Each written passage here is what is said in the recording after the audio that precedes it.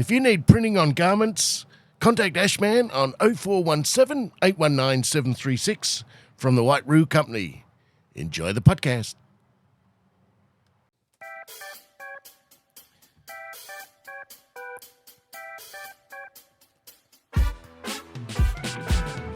This is a Milne Road Studios production. A White Magic podcast with the Mr. Sunny Lerm. Yo, here I am. Yowza, yowza, yowza. Bum, bum, bum. You always got to hit us with that. Bum, bum, bum, bum. Bum, bum, bum, bum.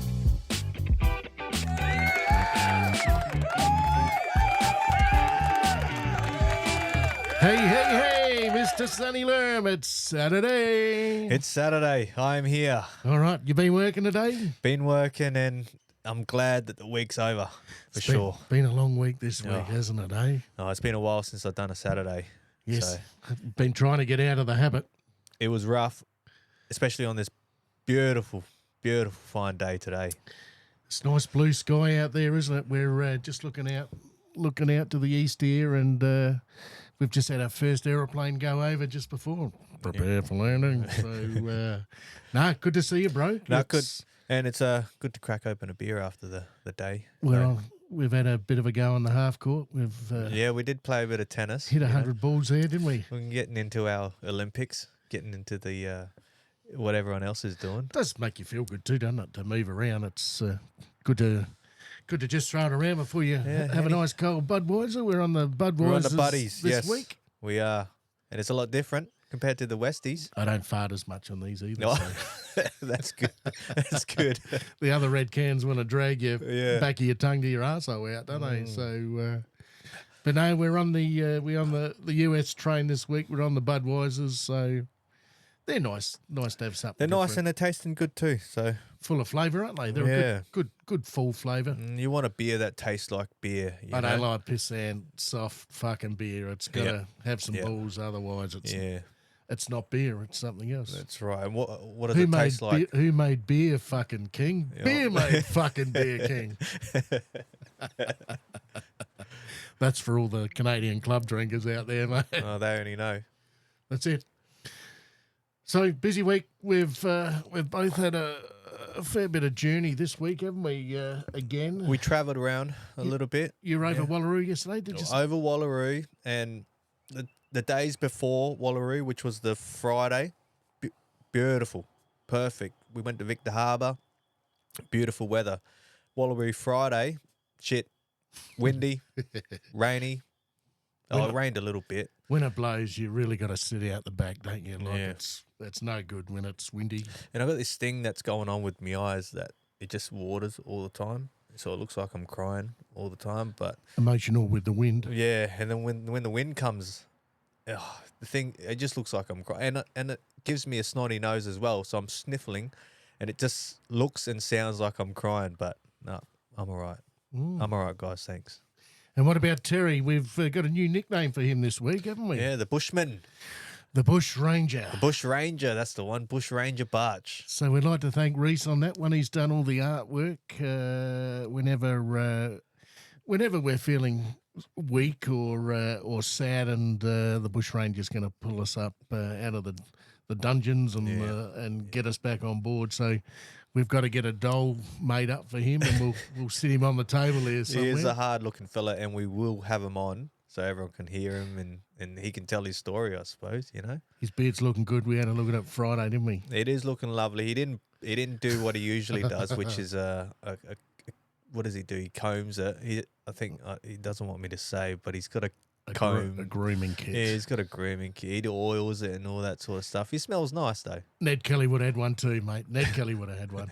But no, it was good to have a job yesterday with you guys, and yeah, it sounds like we could have one of the brothers back too, which is exciting, isn't it? It's sort of Rita said he did ring yesterday, and I said, hey, we got to keep pushing forward on the wagon, and I did ring the big boss up, and I did ring our boss up, and say, hey, you got any issues? If not, let's keep pushing Definitely forward. would be good to have him back. That's for sure. Let's not get wound up on fucking girly politics. You know, We're here to work. we're Australia here. We're not in Yeah. the US, so no, it'd be good to just get a little bit of knowledge back to help out, because at the moment it's only you and I, and at the moment we're getting beat up across the board. I know that they've picked up another 5 or 10 builders, and it's hard enough to look after the ones we got now. Mm. And as we keep going out further and further, the pyramid gets wider, and the amount of extra time you got to put in as it goes down the pyramid is just enormous. And you just got to be out of it for a little bit, and it will come back and bite you. So, Yep. yeah. And the wet season's sort of out the way, so she's going to get a lot busier, and we need more hands on the field, so it'll be good. I think so. Just with the amount of fly screens, they're still pretty full. Fly screens are always full, and they're always on demand. It's the other stuff as well with the big doors. They're on demand all the time because everyone else has got the small little long wheelbase van. You lucky enough to have the trailer, so you can have anything over 1,200. But I'm wide. limited to, say, 7 doors. That's the Yeah. only problem. I can get a few oversized length and height. Yeah, where I think 1,200 is max. 1,230, I'm pushing it, but You don't want to lean stuff sideways. You know, at the moment I'm carrying 3 bath towels, and I've got a big canvas as well. And when it's not raining, it's not bad. When it's wet, it's a pain in the ass to dry the towels out. You know, like I can put them out there on the trailer during the week if it's windy and just try to let them blow dry. Otherwise, they stink. But you've got to have. No, you definitely don't want to lean it on the van because it also twists your back as you're trying to push it in. So anything that sits upright, straight, that's good because when you push it into the van, it doesn't have any strain on your back. So you want to keep it under 1,200 for a van, for a long wheelbase van. But your super longs and the one that Locke has is huge. So, and I think once again we're just missing that little bit of brotherhood there to keep us get the independent. team back together. Yeah, just to keep the Thunderies there. You know, like you really got to take control of the park, and you know we're at the face end talking to real time builders and carpenters, and if we take our component out, it does go south pretty quick. For sure. If you don't know your species, and there's a few species of just doors, let alone anything else, you get it wrong and you're 5 mil the wrong way, it's fucked. It's game over. Well, you know, the old bush ranger always gets it a bit wrong. He looks at the door and he makes a guess. He goes, "Oh, is this a Lumiere?"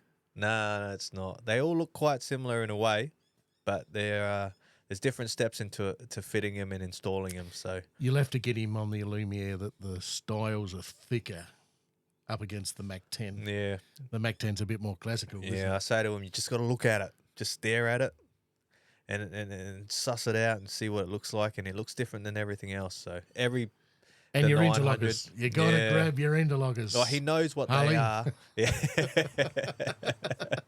He knows what they are. He just looks at them and he goes, oh, you know, and I think he mixes up the steps to actually installing them. So he knows the concept of putting it in of each series of doors, but he just gets mixed up on the brackets and the screws and all that. But he's coming around.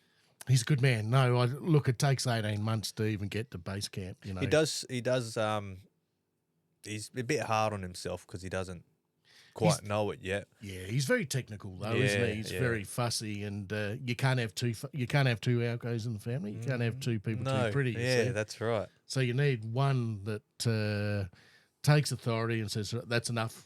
We haven't got any more time. Just close it up the best you can. Fucking colour in what you got to do. Dot the I, cross T, and get out of here. We got to go. We got heaps more to do." He always wants to keep going though. That's him. He's a bull. He loves it.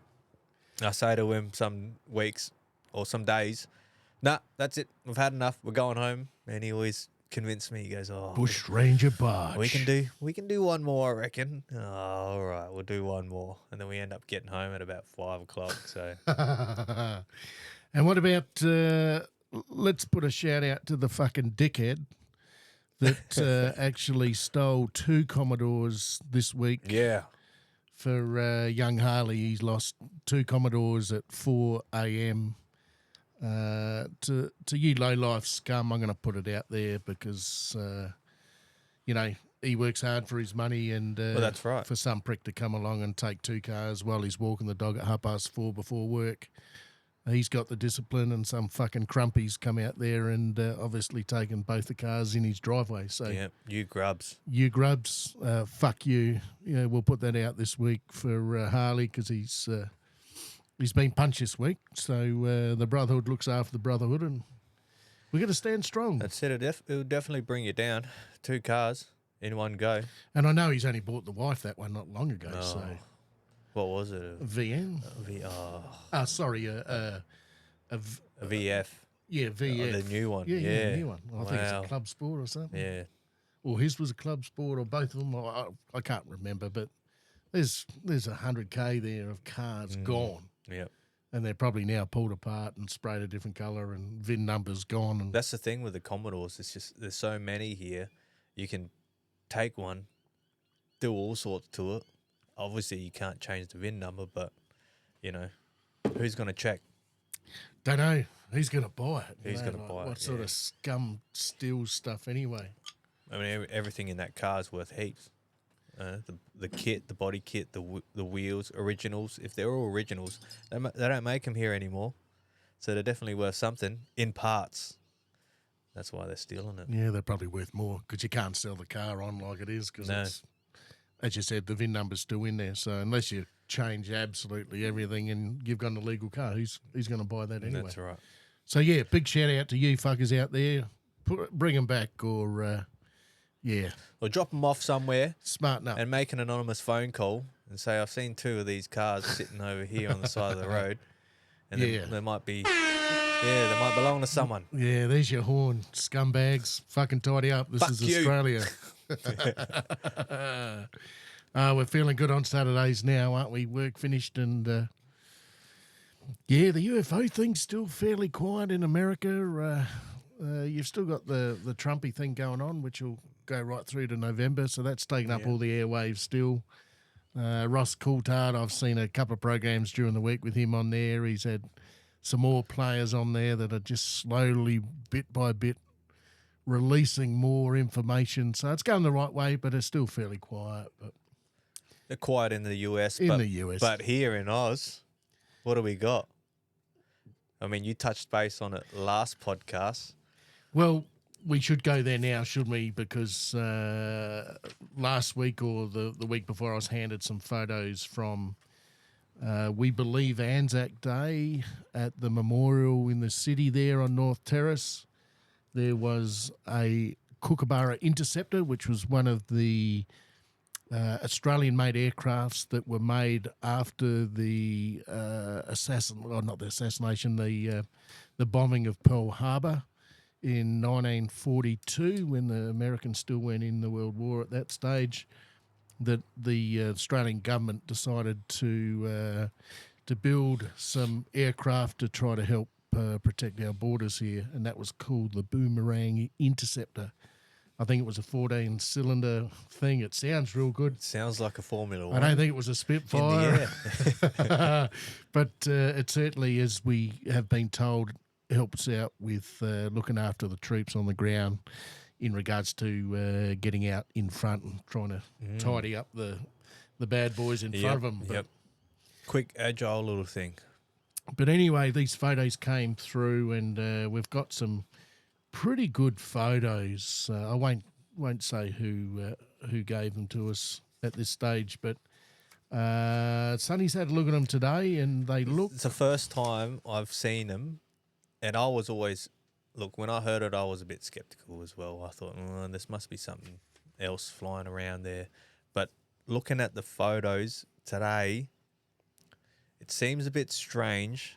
It does make you want to question what you've been thinking from the very start, which is it could be another plane further out, or it could be, what would you say, a drone? Could be a drone, but it doesn't look like a drone. It has a weird shape to it, doesn't it?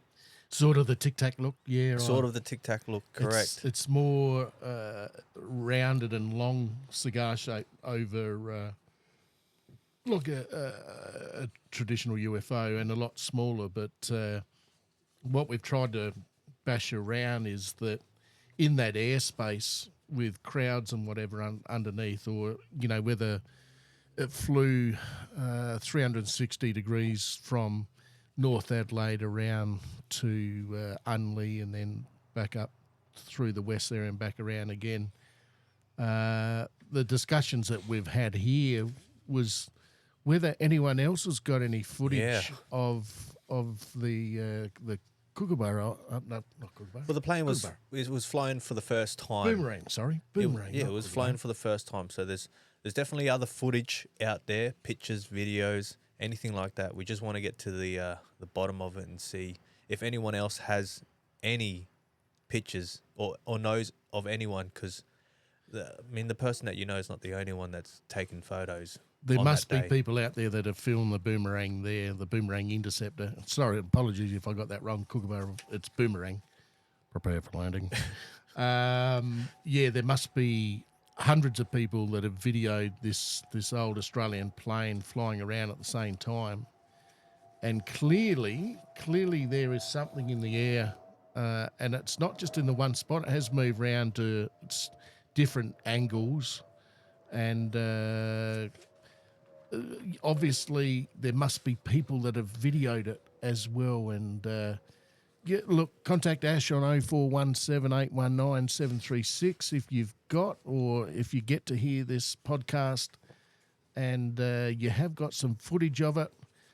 I have tried to contact the pilot, and I know the people that gave me the images have also tried to contact the pilot, and we won't say who that is at this stage either, but hopefully we can get some connection with him and just say, hey, was there something up in the air with you that you know about? And if it was, you can put it to bed and say, okay, there's he could have gone home something in the air, and said to one of his family members, hey, I seen something as I was flying. I'm not going to say anything because I don't know what it is, or I don't want to spark any havoc, but he could have seen it and kept it under wraps himself. So we want to know what's going on. What's that? There's something there, but the images are very, very good. Some are a little bit blurry because they're obviously a long way out, but looking at what's in the sky here, it's very, very... It isn't, from the photo, it isn't a smooth shape. It's sort cigar of, shape though, yeah, isn't it? It's like a tube, it really. does look a bit strange. Looks a bit tic-tacky to me. Yeah. I think that's the first thing I'd go to, and it seems to be a generic shape around the world even. So, but we'll see where we go. As I said, if there are people out there that hear this podcast and want to have a chat about it, be really happy to talk to anybody about it, so that we can try to dismiss it if it is another craft of some kind in the air that was filming. I haven't seen anything on the news or anything like that, and I would be worried that if there was other aircraft in the air at the same time, then there would be some form of concern about crashing or hitting each other. That's and you've got crowds there. So I would tend to think not that close, and it seems to be closer than further away as well at times. So it's always hard off a photo to exactly know how close it is, but Yeah, some of these because things... it could be an object or a plane that's at quite a distance that it looks like it could be a Tic Tac or a UFO close to the plane flying itself. So we're not sure on that end. We just want to make sure that we got all the right information, all the facts, and if it leads to us still not knowing, or it's still an unknown, that's good enough for us, right? I think so.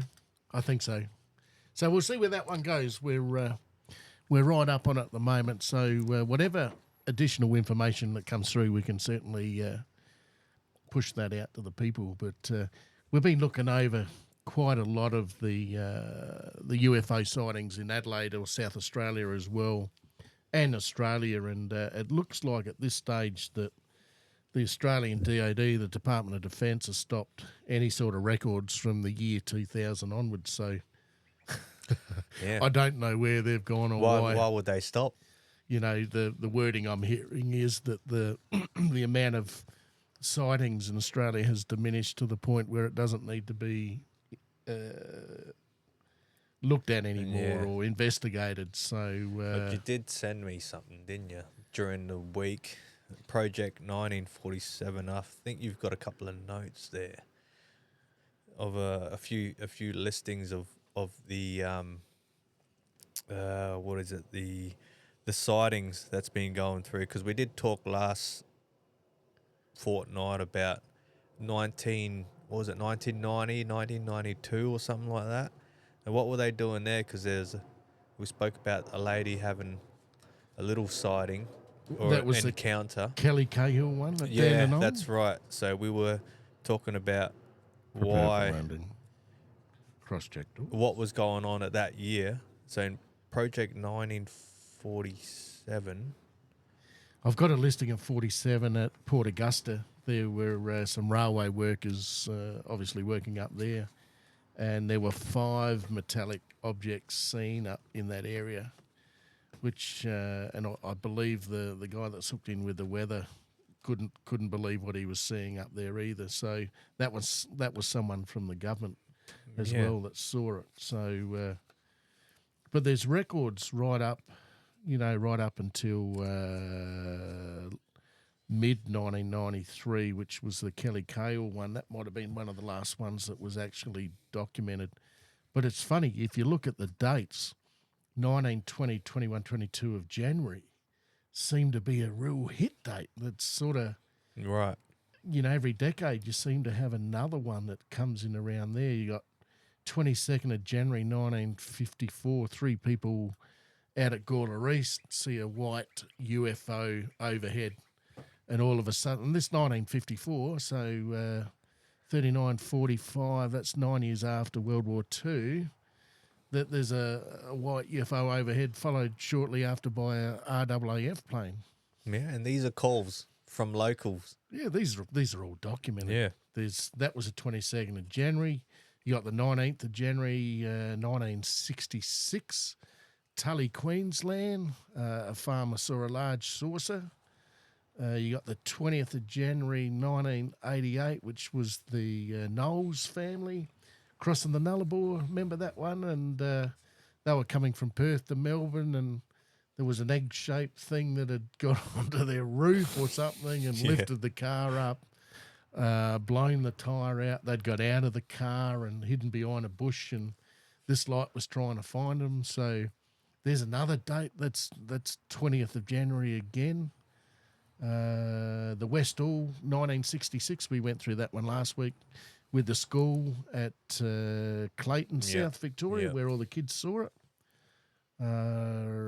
Kimber, 4th of February 1973, there was an orange rectangle with some strange figure inside of that. 4 people in 3 different cars had seen that one. This has all sort of come from Wikipedia or, it's sort of Well, if you go into the Project 1947.com, it does have a listing, and it's a listing of just local. Like we're talking Price, Ingle Farm, Ranella, Highbury, and it goes all the way down to 2005. It's the latest. And there's one at Ingle Farm, saw 5 lights in sky, red, round lights. One of them took off slowly to the west, other joined it afterwards. The other 3 went different direction. Wow. And this is 2004, December. Quite local, quite recent as well. That Ingle Farm, I remember talking with Scotty one time about a Christmas show in December. It was Christmas Day, Christmas evening, and we were at Para Hills, and we were looking to the north, and there were 5, 6, 7 orange lights almost coming out of the RAF base. Right. no noise, no nothing, Yeah. and they were just going to the north. We all saw it. Lots of people saw it. 30 people. Yeah. Wonder if that's that one. It could be. It could be. Have you got any more info on those Oh, ones? there's a few here. Salisbury 2004. A female pharmacy assistant was at home and on the phone. A friend and her husband came into the kitchen and asked if she would like to see a UFO. They went out in the backyard. The sky was very cloudy, He and pulled his pants by down. this time of the night, it was dark. There was no stars, no moon visible. Then she saw a cluster of white lights in the circle, which appeared just above the clouds on the treetop. And then there was a second larger circle of white lights flashing as well. So, I mean, we don't know what these things could have been, but I mean, it lasted 2 to 3 minutes. So, what is it? You know, there's a lot of if you just go into it and just look through it, there's so much stuff that's 10th all of local. March, there was a Eric Thomason.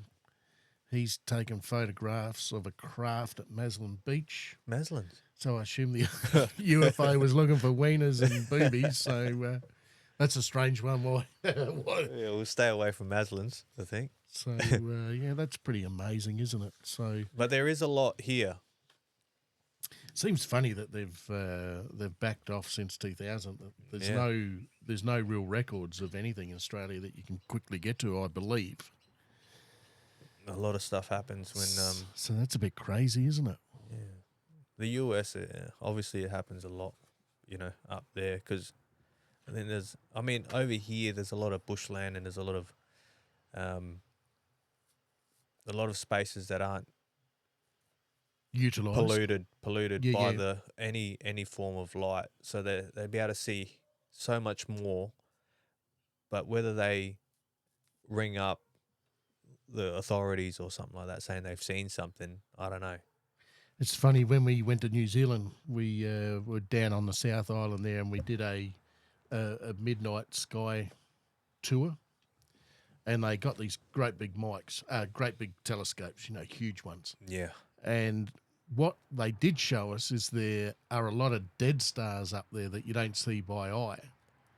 So the light ones you can see, and they obviously get duller as they get older. And you're talking probably millions of years from a new planet to one that's dying or dead. And they put it was pretty dark, you know, like there wasn't much light pollution at Yep. all. We were in these sort of burrows. And they got onto some of these areas there where there was a cluster of dead planets. And they looked like black marble. Yeah. Wow. And that's the first time we'd seen that, because you can only see the bright ones by eye. But under the big microscopes, you could see there was a cluster. And, you know, there were fucking heaps of them that were just black spheres. So you were seen the dead- stars dead around planets. it, and then Yeah. you just seen black. Just black, Yeah. round black planets that are Right. dead. So they're dead. They're sort of like the moon, I suppose, you know, that there's nothing real livable on there. But they judge how old these planets are by how much light and whatever they're emitting. Yep. And some of them might already be dead because the light hasn't got here yet. That's the one that always fucks with your brain up. Yeah. It is strange that you can't see any reflecting light from the planet when it's dead. Is it just a gas ball? Is it just? It must be. It's We'll have to ask Locke. But there was a he's the whole load of universe man. Normanville, I think he just said during the week, has been accredited as Adelaide's dark area. That's the area where you got the least amount of light pollution. So it's actually come through as fact. Yeah, I did speak to Barshy because the bush ranger. I did speak to him Bush Ranger a while Bargy. ago when we were drinking, and I said to him, I think I heard on a podcast where we must be without any light pollution, and we get to see the stars and the Milky Way or anything like that in the sky. It must be giving us something. Is it giving us a feeling? Because we should be connected in some way, right? And are we now, with all our light pollution, restraint from what we should be feeling from the stars and the sky? I don't know. We weren't. We can get into the trees if you like. Yeah, we well, were talking pre-trees before. we were talking the trees, so we did have a comment on one of our videos about, I think it was from Ash Norton, about G'day, Ash Norton. Yeah, did you have you guys heard about the hidden life of trees? So I went and had a look, and there's a book out. So I went and bought a book, and I've started reading it. Only the introduction part, but it's incredible, incredible. Just that first part of reading. There's a tree out there that I don't know what name of the tree, I forgot, but it's 9.5 years old. So this tree has lived through so much. 900 years old. 9 million. 9,500. 9,500. Right, before Christ. Yeah, well, yeah. Jesus. So it's lived through everything. Sheeskus. So it's lived through everything, right? So it's felt everything. It's heard everything. It's seen everything. And this guy here, he's gone out, and he's gone out bush, and he's gone out just so he can sort of educate himself on how the trees have been living and feeling, and he's got all sorts of stuff on this book just to tell you what the trees have been going through, because they've lived through it all. They've seen a lot, haven't they? And they've kept it in their bark as well, haven't they? They have. I did talk to Ash Norton, might have been last week, in regards to trying to get his driveway done down at Marion there, and I know the weather's not been on his side a couple of weeks ago, so it was all Bay of Biscay down there. It was all clay, it was all shocking, and it's Marion Road, Plimpton. Yuck. And, you know, it's full access off of Marion Road, as you know, there on the east side of Marion Road. And, oh, God. So I think he's not far off. I don't know. I haven't heard that he's got it done this week, but he's got to be out of there soon. I reckon he's got to be out of there by the end of the month, if not already. So come on, Ash Norton, give us an update, mate, and make sure that you're nearly done, because whatever blows over now comes out of your hip. So I think he wrote something about Neil Dotty UFOs, so I haven't looked. Neil Dotty is apparently the hotspot for SA. All right. So I haven't got any stories that I can talk about at Neil Dotty, but I believe neither. Neil Dotty. And once again, you've got a good dark spot up there, up the river there, and you know, to see the stars, as I said, from Locke's house down at Normanville there, to look south, you can see the shadows of the Milky Way, like the cloud. Yep. And the cloud's just a It's cluster beautiful. of stars, Yeah, you know. beautiful, isn't it? And there's two there. But, you know, it's funny, the more you look up and the more you look at the stars during the year, you can see the different angles from, you know, the saucepan and the Seven Sisters. Yep. As the season starts to go around, you start to tilt, the earth starts to come back, and they're in different spots. You know, summertime they're out more to the north, and as winter comes around, you can see the saucepan round to the east there. So, yeah, it's good. I think it's good to have some idea what's going on. Yeah, you got to get out there and get into the bush and just look up at the stars. It's good to once get in a into while. the bush, isn't it? Oh, yeah, Hey? that's right. I got online this week and had a look at the Tailem Bend stuff. Oh, and, yeah. That looks really good up there with the church, and there's a watering hole up there, an old watering hole that has apparently got a little bit of goings on in there with. They did say a lot of water. When there's water around, there's spirits around as well. So that'll be good. I know Mandy's, as I said to you during the week, she's cooked for a couple of weeks with work and footy and all the rest of it that goes with it. But well, when time comes, we'll head out there and we'll have a look. Hopefully we can get up there before we zip off. That'll be good. Yeah. Maybe in the warmer weather. Warmer weather means if you do feel something, it's cold. So they reckon when a spirit is present, the area sort of gets colder. So if we do go into warmer weather and there's a little cold spot, we know that there's something going on. Oh, that's good. What about Lisa? Has she seen any more? Has she had any more Well, that's what I want to talk to you paranormal? about. Whitey hasn't heard this one yet, but this just happened recently. So today's Saturday and we went, this is Friday, yesterday. Yep. Okay, yesterday yesterday I decided to head out early because I went to Wallaroo, and I left at about, would say 6:10 in the morning. All right. Okay, so Right. this is relevant to Friday yesterday. Yeah? Yesterday, yeah. Oh, So close paranormal. yeah, so she's always heard knocking, and she's always told me she's heard knocking on the front door, right? But that was long before we got a Ring camera. So we've got a Ring camera now, so we can see who knocks on the front door. They can ring the doorbell and so forth. So I left at 6:20 to go to work, and then after I left, she heard a knock. I think she said about 4 knocks. All right. Right.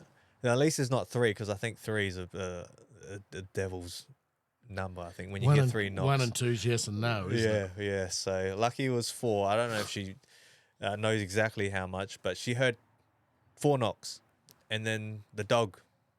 He usually doesn't go off that much, but he had a little roof after the 4 knocks. Is that right? Yeah. So then she heard someone walk away, which is strange as well.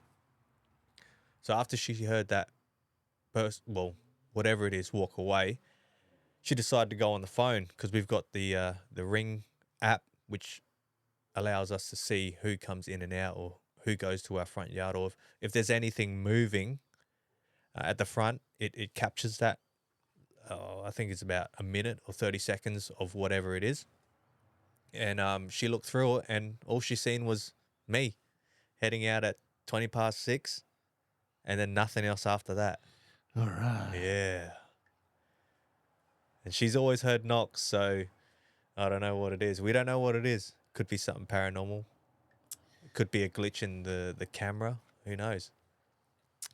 You do get a lot of knocks with these ghost things, though, don't you? You get a lot of footsteps. You get a lot of noises, full stop, you know, with the houses. So, was it a bird going, was it quick taps? Was it, whatever? But, it's always one of those things. You always question it. It's a bit like the UFO. If you can't prove it, even with the video, you can't see dead people anyway. If you do, you're in you're in trouble. Yeah. But it's always look for us not to see anything on the Ring camera, which detects any form of movement, and it records a 30-second little snippet. That's strange, and that's something paranormal, I think. All right, so another one. It's just recent too. Yeah, you're miles in front of me. As I said, I really got to get out there. Well, it's not that we want it, Go looking for it, but I think she's brought it with her, hasn't she? It's stuck with her. And a big shout out to Linda Sobel there from Bowerbirds Vintage. Go down and have a look at all their gear down there. What? You can catch them on Instagram.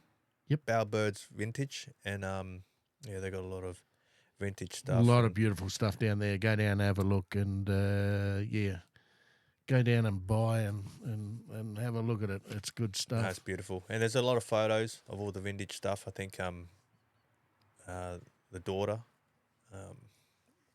Tess, I think her name was Yes, Tess. that's right. Yep. Yeah, she takes all the photos and does all that sort of stuff. That's what Wally told me. We jumped on there and we had a look, and Lisa really likes all that stuff as well. So when we get our, home, we'll definitely buy something, because we like that vintage stuff to just hang around in the house. It looks good. It's part of Australia, isn't it? It does look good, and it's what we are. It's what we've become. It's history of where we've been, and it's all good, all good.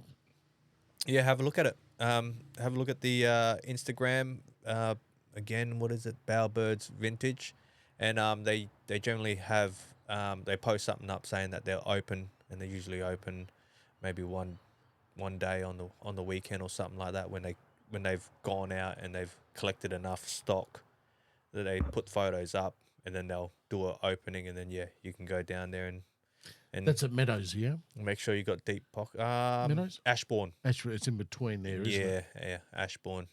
Go down for a drive. Go down and take beautiful. the family down there and have a look. The other ones we got to thank too is SOS Safety Signs. They keep doing all our stickers for us. and all our signs. We've got Ardo Print down there at West Theberton there that does all the T-shirts for us. We've got some more gear due from there.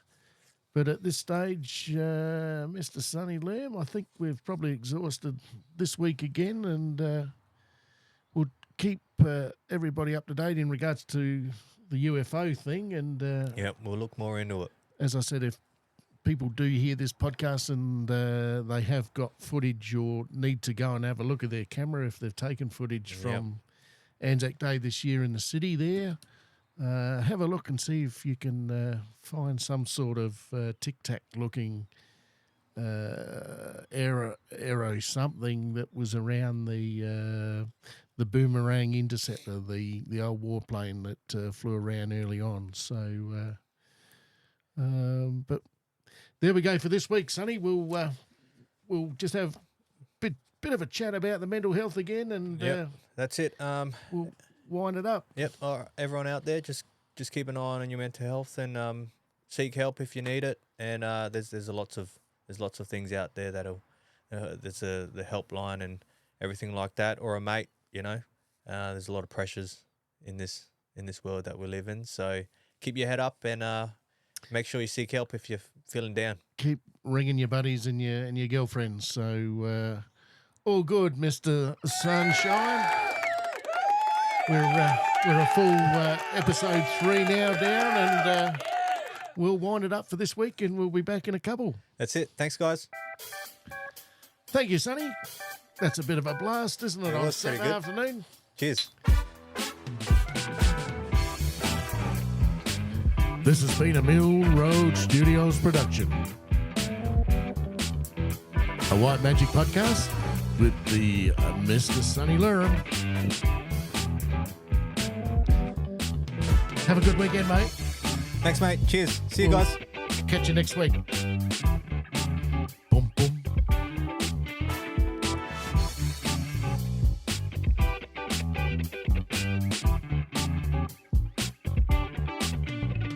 See you, buddy.